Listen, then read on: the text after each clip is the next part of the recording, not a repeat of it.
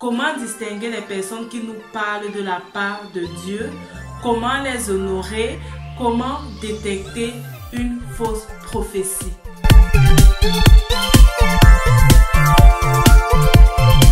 Bienvenue à quelques minutes d'encouragement, je suis Myriam. Si tu regardes cette chaîne aujourd'hui, c'est parce que tu as décidé de sortir de ta zone de confort pour te positionner comme le sel et la lumière du monde. Sur cette chaîne, je partage avec toi des éléments qui te permettront de vivre cette vie que Dieu a réservée pour toi. Aujourd'hui, nous allons nous pencher sur la question de Michaëlie qui avait été posée sur la vidéo « Attention aux faux prophètes ». Michaëlie a dit en quelque sorte comment distinguer les personnes qui nous parlent de la part de Dieu, comment les honorer, comment détecter une fausse prophétie.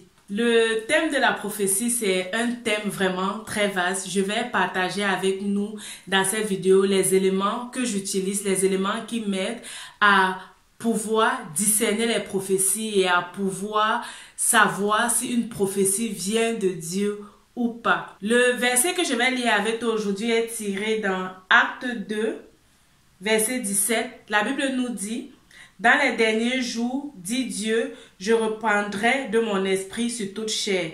Vos fils et vos filles prophétiseront, vos jeunes gens auront des visions et vos vieillards auront des songes. Dans les derniers jours, dit Dieu, je répandrai de mon esprit sur toute chair.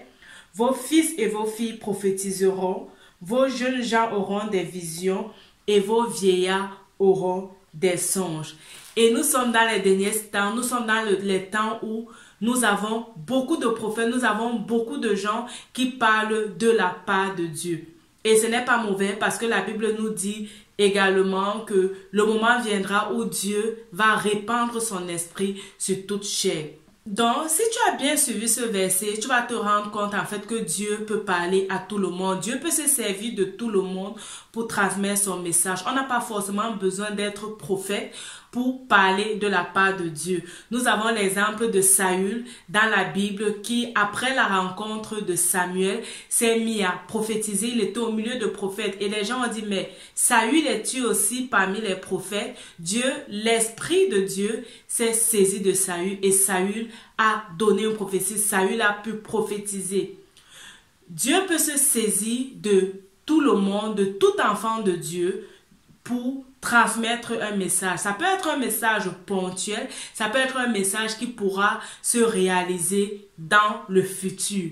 Pour connaître si une prophétie est réellement de Dieu, je vais partager avec toi 4 éléments. La première chose qui peut t'aider à savoir que ce qu'une personne a dit, ce qu'un prophète a dit te concerne, à savoir si le message qui a été communiqué vient réellement de Dieu, c'est ta relation avec Dieu. Tu as besoin de bâtir ta relation avec Dieu parce que Dieu veut d'abord te parler. Dieu veut d'abord s'adresser à toi.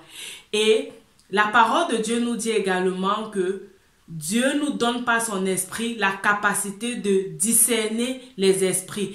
Et si tu es en communion avec Dieu, si tu es en communication permanente avec Dieu, l'Esprit de Dieu va te donner cette capacité de discerner si ce qui est dit vient de Dieu.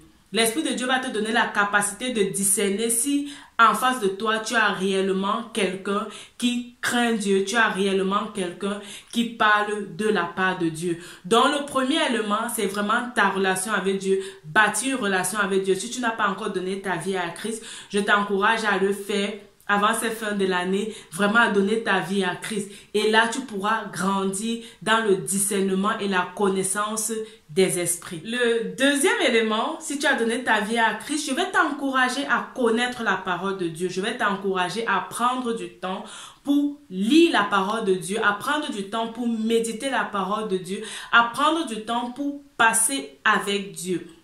Pourquoi? Parce que si un prophète te dit quelque chose qui n'est pas dans la parole de Dieu, tu as la capacité de pouvoir discerner. Si quelqu'un te dit quelque chose qui est contraire à la parole de Dieu, là tu pourras directement comprendre en fait que cette personne ne me parle pas de Dieu, cette personne ne me parle pas de la part de Dieu. Un exemple, si quelqu'un te dit oui, tu dois te marier avec la femme de ton frère, tu sais que la Bible te dit que tu ne dois pas prendre la femme de ton frère, alors tu vas dire non, ça ne vient pas de Dieu. Si quelqu'un te donne une parole qui suscite en toi de la haine et de la rancune, je vais vraiment te demander d'examiner cette parole parce que qu'est-ce que Dieu apporte? Dieu apporte l'amour, Dieu apporte la paix, Dieu apporte la réconciliation. Et si tu ne sais pas que dans la parole de Dieu, Dieu prône la réconciliation, tu dois te faire avoir par des gens qui veulent t'amener à vivre une vie de haine, à vivre une vie qui repousse les autres. Donc, tu as besoin de connaître la parole de Dieu, tu as besoin de prendre du temps avec Dieu, tu as besoin de méditer la parole de Dieu parce que Dieu veut d'abord te parler à toi. Et le prophète, en fait, ou celui qui parle de la part de Dieu, va venir appuyer cette parole que tu as lue dans la parole de Dieu, va venir en fait te confirmer aussi un élément que Dieu t'avait donné pour ta vie. Le troisième point que je vais te donner pour comment faire pour savoir si quelqu'un me parle de la part de Dieu, comment faire pour savoir si ce que la personne me dit est vrai ou faux, tu as besoin d'examiner la prophétie. Tu as besoin d'examiner la parole qui a été communiquée. Et tu examines ces paroles à la lumière de la parole de Dieu. Donc, c'est étroitement lié au deuxième point. Tu as besoin d'examiner, ne te précipite pas lorsqu'une parole est lancée. Ne te précipite pas pour dire c'est pour moi et tout. Prends vraiment du temps, prie par rapport, prends du temps, cherche la face de Dieu. L'histoire du jeune prophète qui s'était laissé séduire par le faux prophète, lorsque le vieillard lui a dit en fait, voici ce que Dieu m'a dit, et qui était contraire à ce que lui-même il avait reçu de Dieu, il n'a pas pris du temps pour s'asseoir et examiner. Il n'a pas pris du temps pour prier. Il n'a pas pris du temps pour dire, mais Seigneur, est-ce que ça vient de toi? Je crois avoir reçu telle chose de toi. Donc, prends vraiment le temps. La Bible nous parle aussi des chrétiens de Bérée qui examinaient tout ce qu'on leur disait à la lumière de la parole de Dieu. Prends du temps pour examiner ce qu'on te dit. Prends du temps pour examiner ce qui est dit dans la foule. J'ai connu des expériences où quelqu'un ne parle pas directement à toi de façon spécifique dans la foule ou à l'église en plein service et tout. Il lance une parole prophétique. Et j'ai connu vraiment des cas où la parole prophétique qui était adressée me concernait. Et qu'est-ce que j'ai fait? Je me suis approprié cette parole et j'ai dit ok, ça c'est ma parole qui vient de Dieu, ça c'est ma parole, ça c'est mon message. Donc tu peux également t'approprier d'une parole. Tu as besoin d'examiner. Je savais déjà parce que ça s'alignait à quelque chose que j'attendais, à quelque chose que j'avais demandé à Dieu, à quelque chose qui était étroitement lié aussi à la parole de Dieu, et je me suis approprié cette prophétie. Donc parfois aussi on peut parler, ce n'est pas directement à toi, mais ça te concerne. Si ça répond à un besoin que tu attends, si ça répond à une prière que tu as pris du temps dans l'intimité pour adresser à Dieu, ça veut dire que la prophétie te concerne. Donc tu peux prier déjà, tu peux accepter, tu peux dire oui et amen.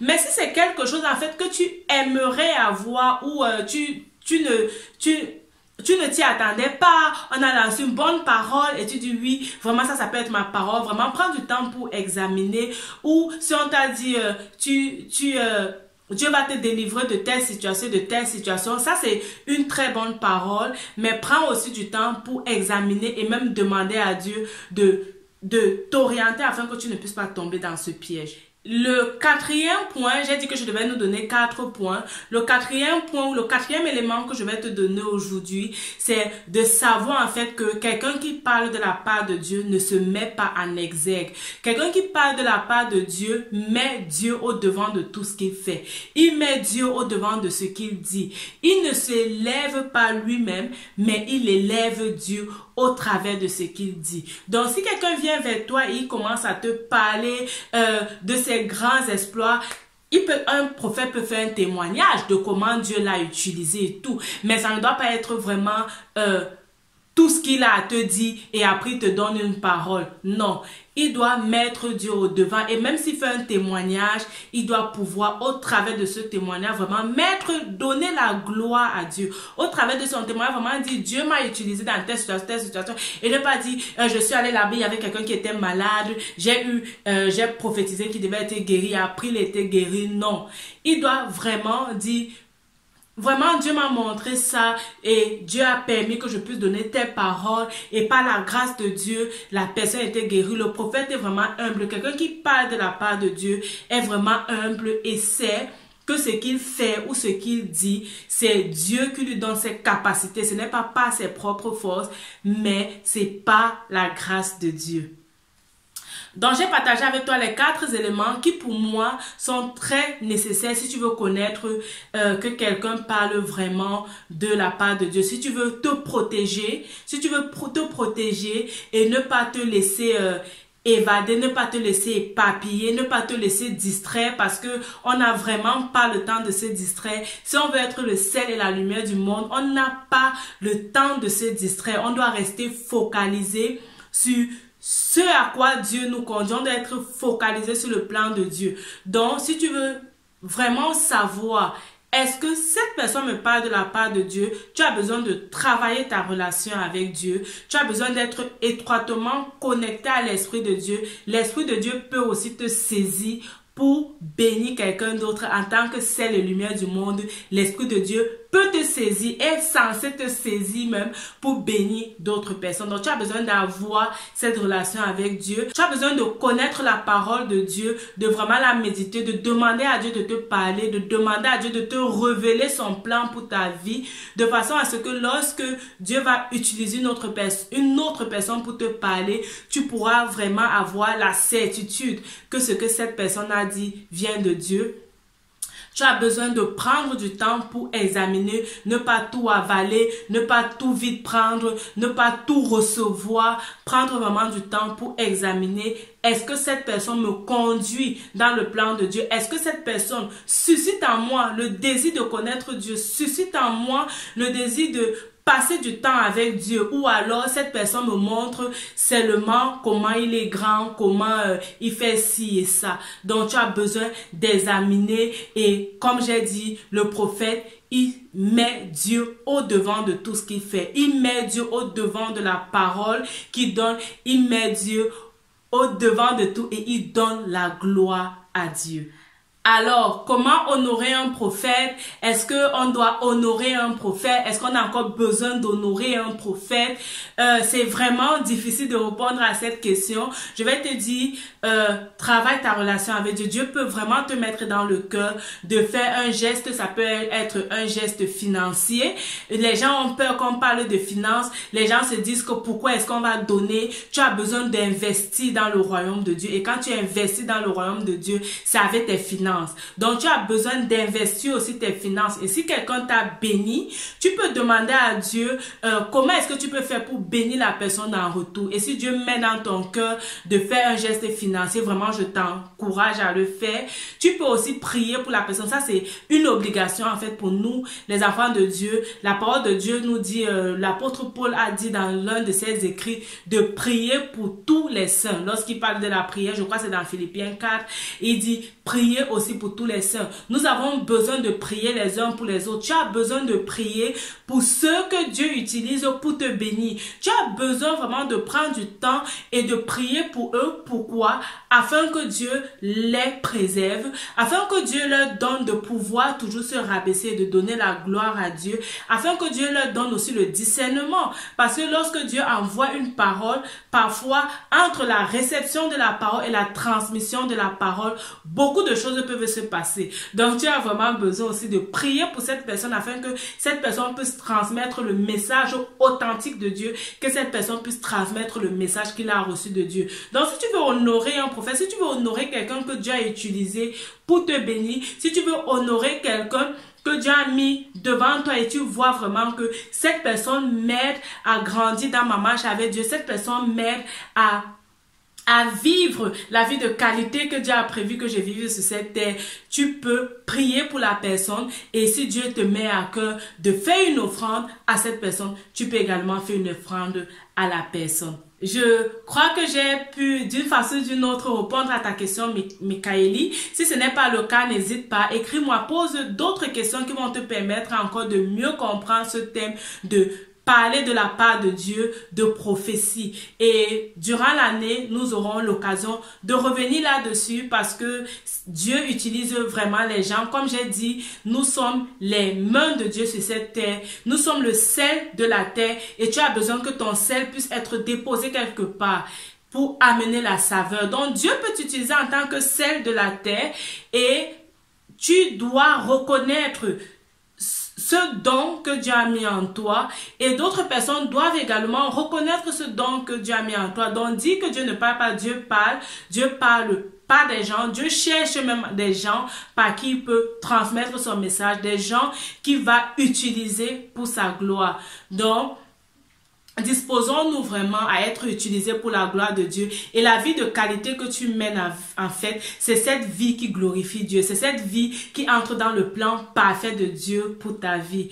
Je profite de cette vidéo déjà pour nous souhaiter une très bonne année 2020. Nous aurons du chemin à faire. Dieu va certainement t'utiliser dans plusieurs domaines. Je serai ravie aussi que tu partages avec moi tes témoignages, que tu partages avec moi ce que Dieu a fait dans ta vie. Et si tu as des questions, vraiment n'hésite pas. Écris-moi et je me ferai le plaisir de te transmettre ce que l'Éternel a mis en moi afin que tu puisses être béni, afin que tu puisses grandir. Alors, rappelle-toi, ta vie, c'est un don de Dieu et la façon dont tu la vis, c'est un don que tu fais à Dieu. Fais de Dieu la priorité durant cette année 2020. Que Dieu te bénisse. Bye bye.